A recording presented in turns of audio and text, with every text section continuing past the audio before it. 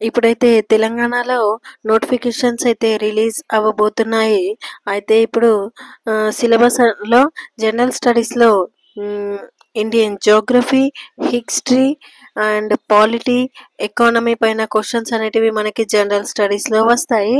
Let's see some bits on that topics. వీడియోని చూసే వాళ్ళందరూ ఫస్ట్ ఆఫ్ ఆల్ లైక్ చేయండి, షేర్ చేయండి అండ్ సబ్స్క్రైబ్ చేయండి.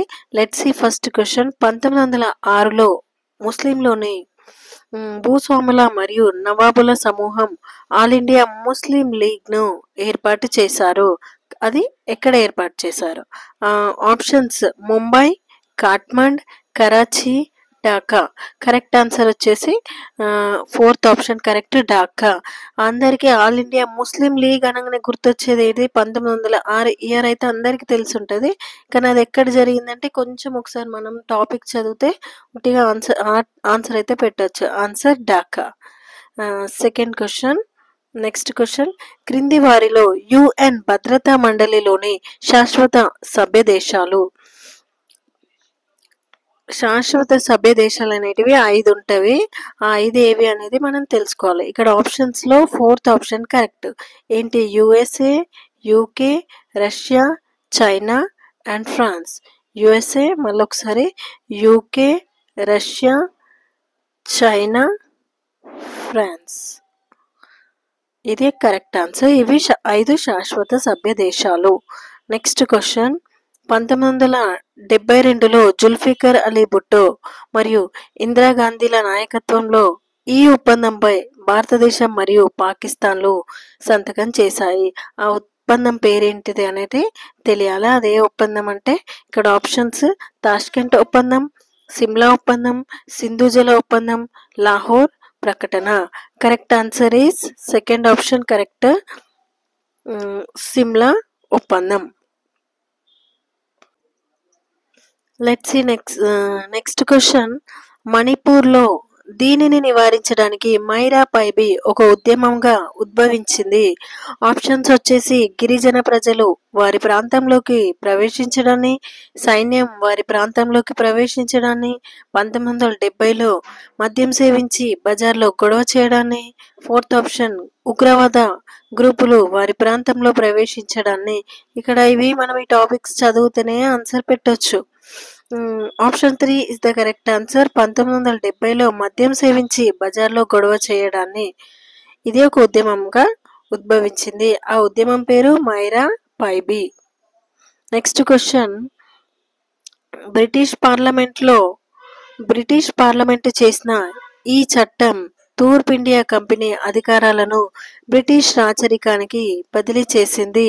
ఆప్షన్స్ భారత ప్రభుత్వ చట్టం 1858, భారత స్వాతంత్ర చట్టం 1947, భారత ప్రభుత్వ చట్టం 1919, భారత ప్రభుత్వ చట్టం 1909. దీంట్లో కరెక్ట్ ఆప్షన్ ఏంటి అంటే ఈ అధికారాలు అనేటివి వాళ్ళు వచ్చినప్పుడే బదిలైంది. 1947, 1919, 9 అనేది ఇది కరెక్ట్ కాదు. వాళ్ళు ఎప్పుడైతే ఇండియాకి వచ్చిండ్రో అప్పుడే అధికారాలు అనేటివి బదిలీ చేసింది. ఆ విధంగా ఆలోచించిన ఆన్సర్ అనేది వస్తుంది. Option 1 is the correct answer. భారత ప్రభుత్వ చట్టం 1858. Next question. ప్రపంచ పీడన మేఖలలో నిరంతరాయంగా క్రమబద్ధంగా వీచే గాలులను ఇలా అంటారు. వీటిలో ఆప్షన్స్ శీతల స్థానిక పవనాలు, ఉష్ణ స్థానిక పవనాలు, ప్రపంచ పవనాలు, ఋతు పవనాలు. అయితే వీటిలో కరెక్ట్ ఆన్సర్ వచ్చేసి ప్రపంచ పవనాలు అనేది కరెక్ట్ ఆన్సర్. Next question. ఈ రకమైన అడవులు భూమధ్య రేఖకు అతి దగ్గరగా మరియు ఉష్ణమండలాలకు సమీపంగా ఉన్న ప్రాంతాలలో కనిపిస్తాయి. ఆప్షన్స్ సమశీతోష్ణ సతత హరిత అడవులు, ఉష్ణమండల సతత హరిత అడవులు, ఉష్ణమండల ఆకురాల్చే అడవులు, శృంగాకార అడవులు. వీటిలో కరెక్ట్ ఆన్సర్ వచ్చేసి ఉష్ణమండల సతత హరిత అడవులు. Next question. ఈ యుద్ధంలో యుఎస్ఏ నాపామ్ బాంబులతో సహా రసాయన ఆయుధాలను కనిపెట్టి ఉపయోగించింది? ఆప్షన్స్: మొదటి ప్రపంచ యుద్ధం, ఆఫ్ఘన్ యుద్ధం, వియత్నాం యుద్ధం, రెండవ ప్రపంచ యుద్ధం. ఆప్షన్ కరెక్ట్ ఆన్సర్ వచ్చేసి వియత్నాం యుద్ధం. ఈ వియత్నాం యుద్ధంలో యుఎస్ఏ నాపామ్ బాంబులతో సహా రసాయన ఆయుధాలను కనిపెట్టి ఉపయోగించింది. నెక్స్ట్ క్వశ్చన్: భారత రాజ్యాంగంలోని ఆర్టికల్ 248 ప్రకారం ఈ అంశాలపై చట్టాలు చేసే అధికారం కేంద్ర ప్రభుత్వానికి ఉంది? ఆప్షన్స్: అవశేష అంశాలు, ఉమ్మడి జాబితాలోని అంశాలు, కేంద్ర జాబితాలోని అంశాలు, రాష్ట్ర జాబితాలోని అంశాలు. కరెక్ట్ ఆన్సర్ వచ్చేసి అవశేష అధికారాలు. ఆర్టికల్స్ అనేటివి ఒకసారి చదివితే ఆన్సర్ పెట్టొచ్చు. 248 ప్రకారము కేంద్ర ప్రభుత్వానికి అధికారం ఉంది. కేంద్ర ప్రభుత్వానికి అవశేష అంశాలపై చట్టాలు చేసే అధికారం అయితే ఉంది. నెక్స్ట్ క్వశ్చన్: బహుళజాతి కంపెనీలు దీని సహాయంతో ప్రపంచ మార్కెట్లోకి ప్రవేశిస్తాయి? ఆన్సర్ ఆప్షన్స్ చూస్తే WTO, UNDP, UNO, UNESCO. Correct answer WTO, world trade organization. Trade అంటే ఇది వ్యాపారానికి సంబంధించింది కాబట్టి ఇది కరెక్ట్ ఆన్సర్. హరిత విప్లవం యొక్క 3వ దశలో 1990ల నుండి నేటి వరకు భారతీయ రైతులు, ఇక్కడ ఆప్షన్స్ చూస్తే వారి ఉత్పత్తులను దేశంలోని మార్కెట్లకు మరియు FCI ద్వారా ప్రభుత్వానికి విక్రయించారు. నెక్స్ట్ ఆప్షన్ 2 చూస్తే అధిక దిగుబడినిచ్చే విత్తన రకాలను ఉపయోగించడం ప్రారంభించారు. ఆప్షన్ 3 రసాయన ఎరువులు మరియు ట్రాక్టర్ల వంటి యంత్రాల వాడకం పెంచారు. వారి పొలాలకు నీటిపారుదల సౌకర్యాలను పొందడానికి భారీగా పెట్టుబడిని పెట్టారు. ఇక్కడ కరెక్ట్ ఆన్సర్ వచ్చేసి ఆప్షన్ 1 కరెక్ట్. వారి ఉత్పత్తులను దేశంలోని మార్కెట్లకు మరియు FCI ద్వారా ప్రభుత్వానికి విక్రయించారు. ఇది ఎప్పుడు? హరిత విప్లవం యొక్క 3వ దశలో, అంటే 1990లో. నెక్స్ట్ క్వశ్చన్: 1941లో ఈ కారణం చేత అమెరికా 2వ ప్రపంచ యుద్ధంలో చేరింది? ఆప్షన్స్ ఇందులో ఏది కరెక్ట్ అంటే జపాన్ అమెరికా యొక్క పెర్ల్ హార్బర్ పై దాడి చేయడం వలన. ఏంటి? జపాన్ అమెరికా యొక్క పెర్ల్ హార్బర్ పై దాడి చేయడం వలన ఈ 2వ ప్రపంచ యుద్ధంలో అమెరికా చేరడం జరిగింది.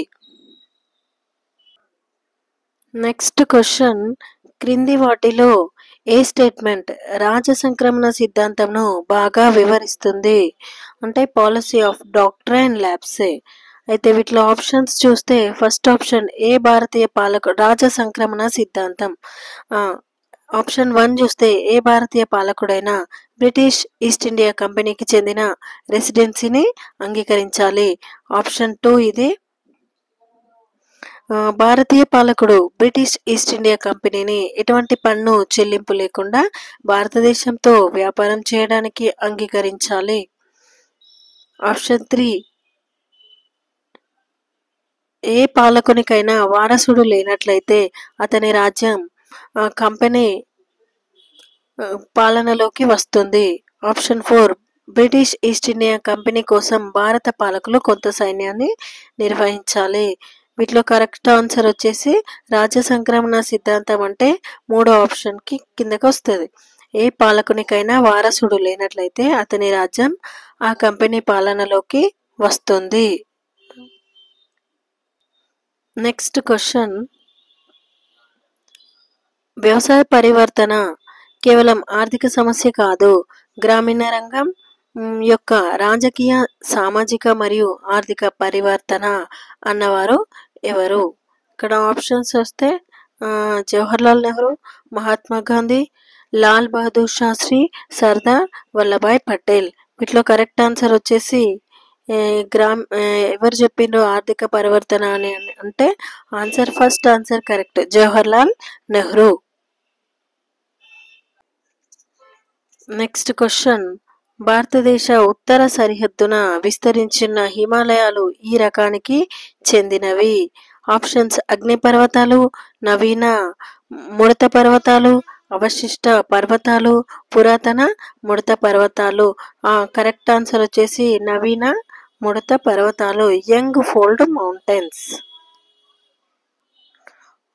నెక్స్ట్ క్వశ్చన్, ప్రస్తుతం ఈ రంగం భారత ఆర్థిక వ్యవస్థకు అత్యధికంగా దోహదపడుతుంది. ఏది అంటే ఆప్షన్స్ వ్యవసాయ రంగం, తయారీ రంగం, సేవా రంగం, చిన్న తరహా పారిశ్రామిక రంగం. అయితే ఇక్కడ వ్యవసాయ రంగం ఇందులో ఉన్న ఆప్షన్స్లో ఏది కరెక్ట్? అత్యధికంగా ఇప్పుడు ఈ ప్రస్తుతం అంటే సేవా రంగం. Option 3 is the correct answer. Next question, భారత రాజ్యాంగంలోని 10వ షెడ్యూల్ దీనిని వివరిస్తుంది.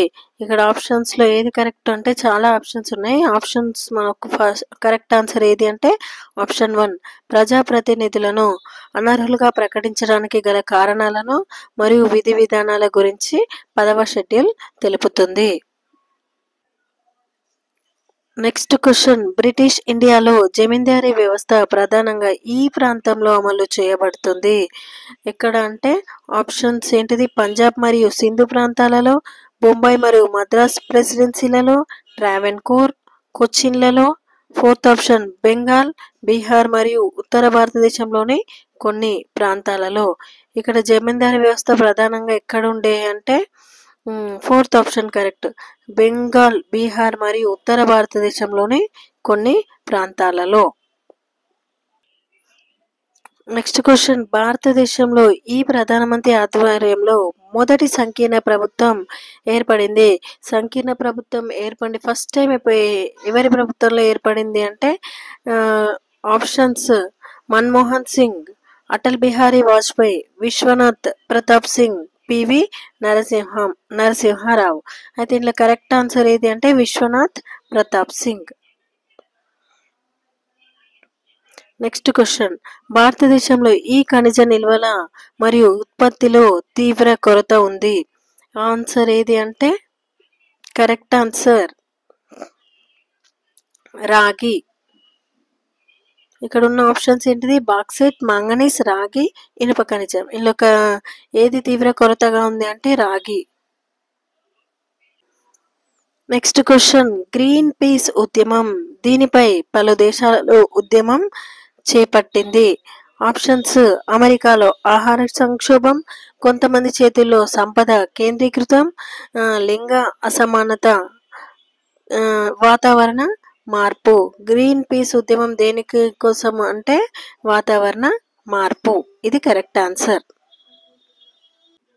నెక్స్ట్ క్వశ్చన్ చూస్తే, మనం ఇతర జీవులకు దుఃఖాన్ని కలిగించినప్పుడు మనం మన పాపాల భారాన్ని పెంచుకుంటాము.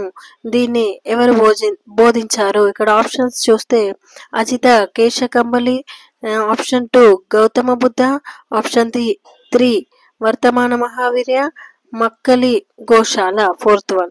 ఇక్కడ దీంట్లో కరెక్ట్ ఆన్సర్ వచ్చేసి గౌతమ బుద్ధుడు. Second option correct.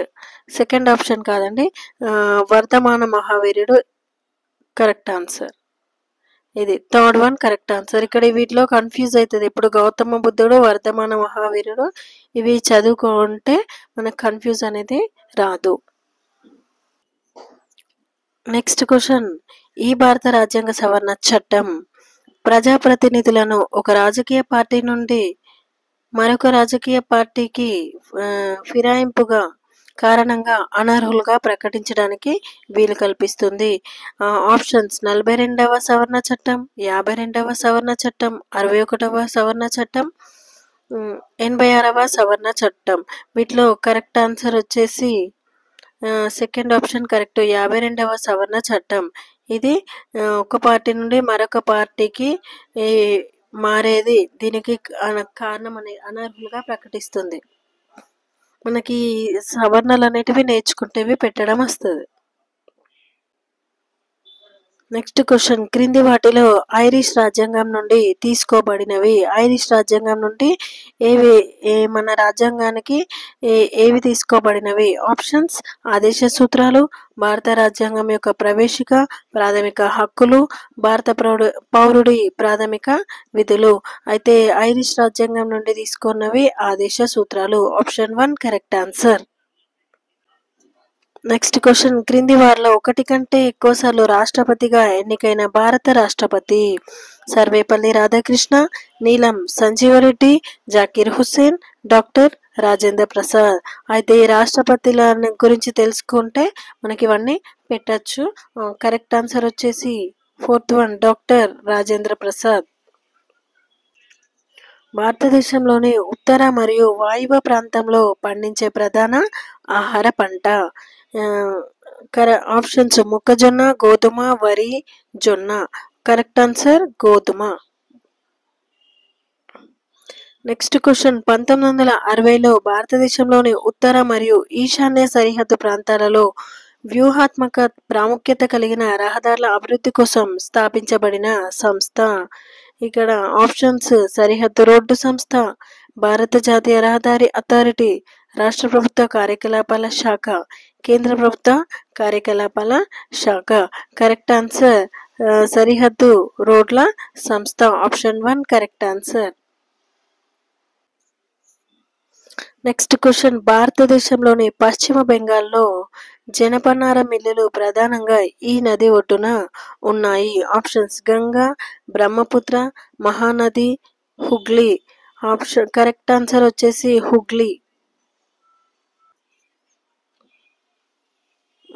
Next question ఇది ఎకానమీ క్వశ్చన్. జాతీయ ఆదాయాన్ని ఇలా కూడా అంటారు. National income is also called as. ఇక్కడ చూస్తే కరెక్ట్ ఆన్సర్ వచ్చేసి కారక వ్యయం దృష్ట్యా నికర జాతీయోత్పత్తి. ఇది కరెక్ట్ ఆన్సర్.